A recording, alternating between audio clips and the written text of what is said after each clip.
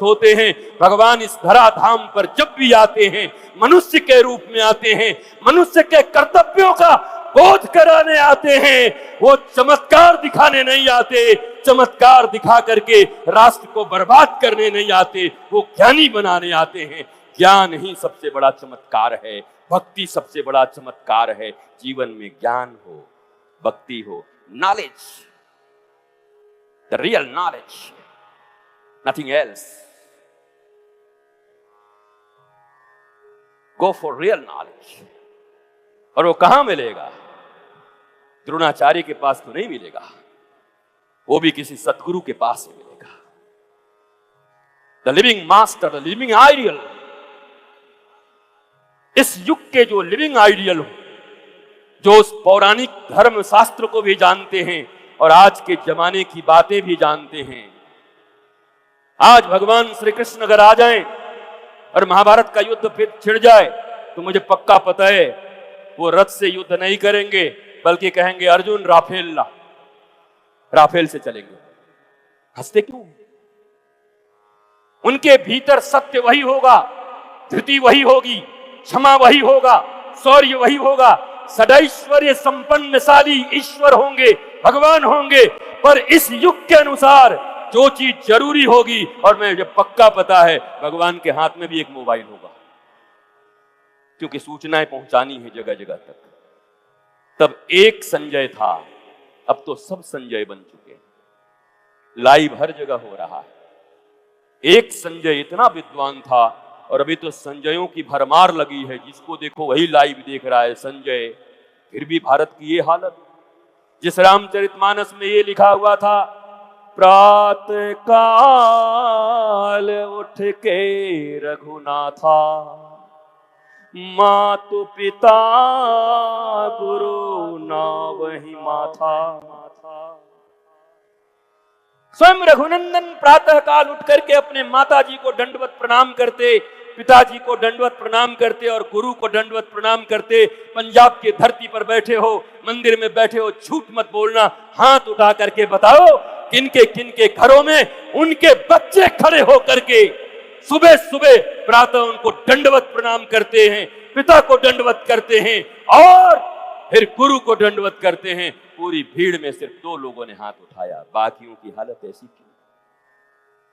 तुम इतने रामचरितमानस की कथाएं सुन ली, हमने तो बहुत कथा सुना है जी, हमने तो उनकी कथा सुनी है, हम तो 55 कथा सुन के आए, हम तो वो वाला कथा सुन रहे हैं, हमने तो 1 करोड़ दे के बुलाया था वो कथा सुना है, हम तो 5 करोड़ वाली कथा सुन रहे हैं और बेटा बेटी लात मार रहे हैं। राम कथा सुन रहे हैं आप? राम जी ने स्वयं रात काल उठ के रघुनाथा, मातु पितु गुरु ना वही माथा। काई को रामायण सुन रहे हो जब तुम्हारा औलाद तुमको प्रणाम नहीं कर रहा, दंडवत नहीं कर रहा? किस बात के लिए रामायण सुनने जा रहे हो? जो राम जी कर रहे हैं वो भी तुम नहीं कर पा रहे हो। आज की हालत क्या है? प्रातः काल उठ के अनाथा, मोबाइल में मार ही माथा। प्रातः काल उठ रहा है, माता पिता गुरु गायब और मोबाइल में माथा मार रहा है। ये हमारी संतानें हैं और हम कह रहे हैं हम रामायण सुन रहे हैं। कई बात को सुन रहे हो? कोई कहे हम दिन रात पढ़ रहे हैं और फेल हो रहे हैं। कई बात को पढ़ रहे हैं भैया तू? बोला हम केमिस्ट्री में दिन रात पढ़ रहे हैं। बोला नंबर कितना है? बोला 5 नंबर आया। बोले हमारे पास आ जा, फिर हम पढ़ा दें तुमको केमिस्ट्री फिजिक्स पढ़ा दें। हाँ मैथमेटिक्स में भूल गया था, मैं मैथमेटिक्स में भी ऑनर्स हूं, वो भी तुमको पढ़ा सकता हूं।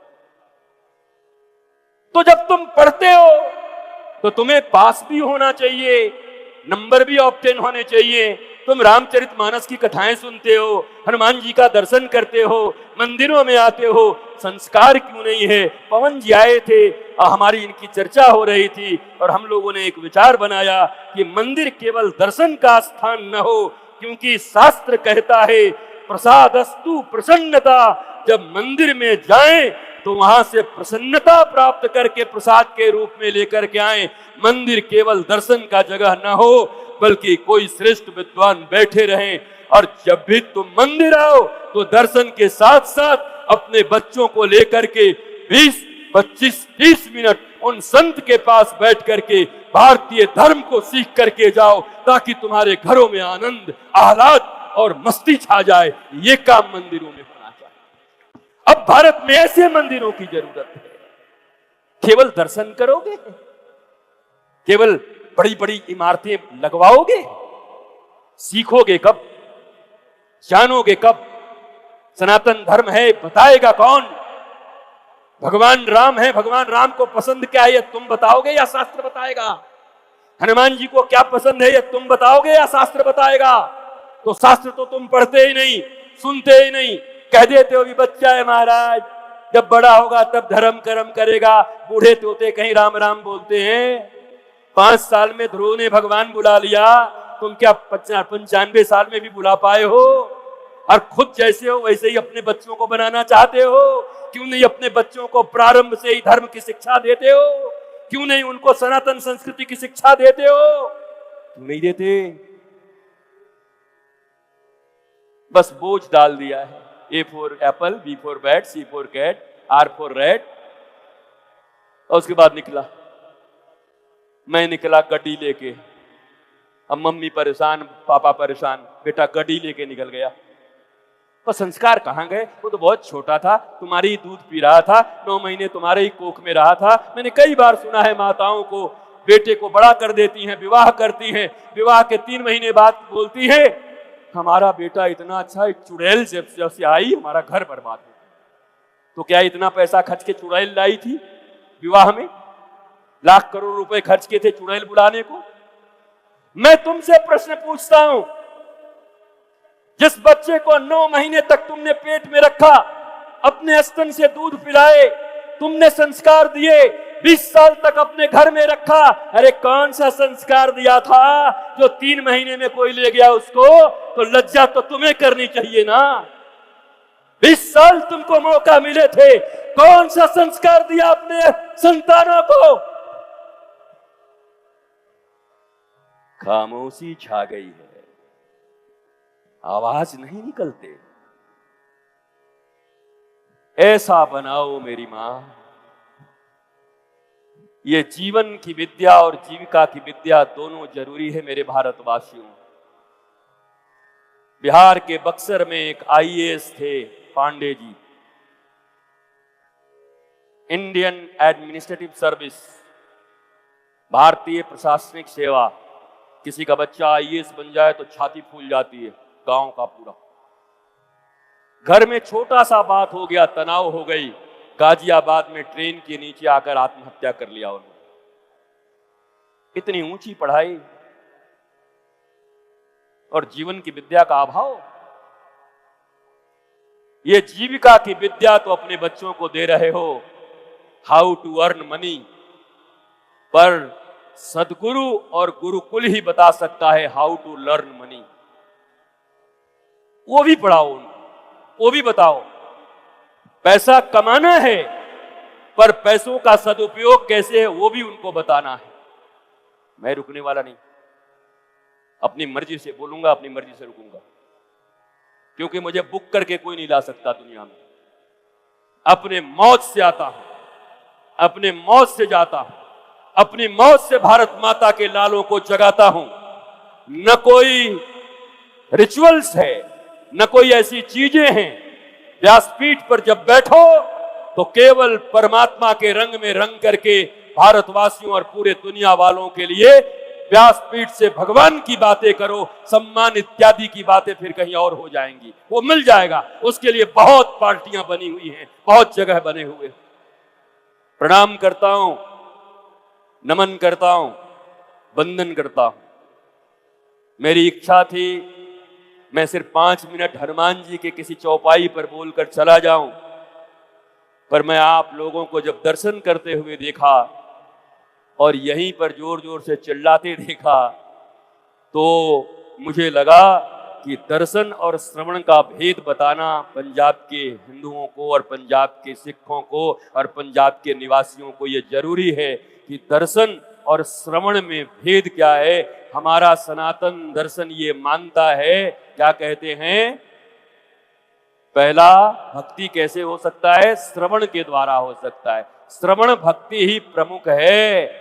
दर्शन के बाद भी बात नहीं बनती, पर अगर गुरु से सुन लिया, शास्त्र सुन लिया तो बात बन जाती है। मेरे भारतवासियों, आपको भी यही सिखा रहा हूं, छल कबड्डी खेलना बंद करो, जगह जगह सिर्फ दर्शन करना कम करो। यहाँ भागे, वहां छू लिया, वहां पटका बांध लिया, वहां तिलक खसेड़ दिया, वहां से लड्डू लेके आ गए, वहां से पेड़ा लेके आ गए, और सुना क्या, समझा क्या? कोई मंत्र सीख कर आए, कोई सनातन संस्कृति सीख कर आए? नहीं। क्या है ऐसा दर्शन?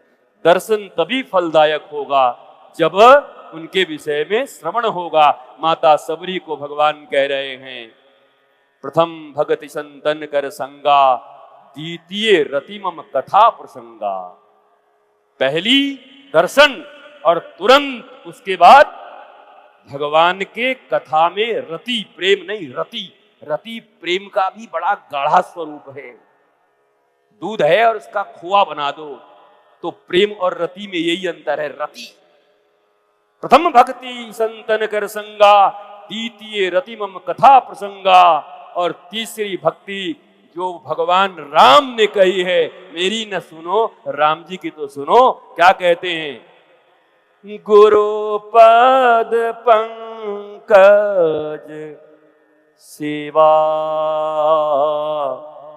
तीसरी भक्ति अमान। गुरु पद पंकज सेवा, पर उसके साथ शर्तें लागू हैं। गुरु की सेवा के साथ शर्त लागू है। जैसे बड़े बड़े बिलबोर्ड पर देखते होगे, फलाना टीवी 795 रुपए में, नीचे छोटा सा स्टार बना के लिखा रहता है 1,32,000 बाद में EMI में दे देना। बताओ, लिखते हैं 700 रुपए में टीवी, आदमी खुश हो जाता है, नीचे लिखते हैं 1 लाख बाद में, धीरे धीरे। वैसे ही भगवान श्री राम ने भी सबरी को कहा कि भक्ति पाने का जो तीसरा उपाय लिख दिया, गुरु पद पंकज सेवा, गुरु के चरणों की सेवा, लेकिन शर्तें लागू। शर्त क्या है? तीसरी भक्ति अमान, जिसके जीवन में अहंकार है, जो गुरु से भी मान और सम्मान चाहता है, जो विद्वानों और ऋषियों से भी मान और सम्मान चाहता है, भगवान राम कहते हैं उसके जीवन में भक्ति तो नहीं मिलेगी, भले ही कुछ और मिल जाए।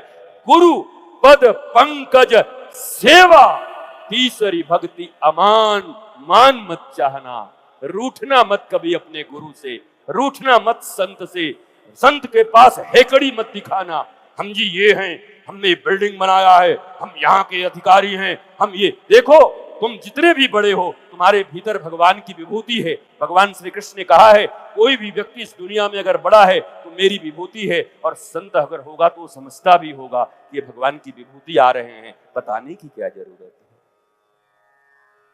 यहाँ पद क्या बताना है। और याद रखो, मेरी अंतिम बात, दुनिया के जितने भी पद हैं वो सब भूतपूर्व हो जाएंगे एक दिन, भूपू लगाना पड़ेगा। हालांकि लोग इतने तेज हैं कि विधायक बड़ा सा लिखते हैं, भूतपूर्व छोटा सा लिखते हैं। हम कहते हैं भूतपूर्व बड़ा लिखो, विधायक हटा दो। तुम्हारी यही पहचान रह गई। दुर्लभो मानुषो देहि देहि नाम क्षणभंगुर, कहते हैं इस दुनिया में मनुष्य का शरीर सबसे दुर्लभ है। तुम ये नहीं लिखते कि मैं मनुष्य हूं, राम का दास हूं, भूतपूर्व फलाने। चिपक गया क्या तुम्हारे साथ वो पद? चिपकाए घूमोगे? इस दुनिया में सारे पद एक दिन भूतपूर्व हो जाएंगे, पर मीरा, कबीर, तुलसी, ध्रुव, ये जितने भी भक्त हैं वो अभूतपूर्व हैं, कभी भूतपूर्व नहीं हो सकते।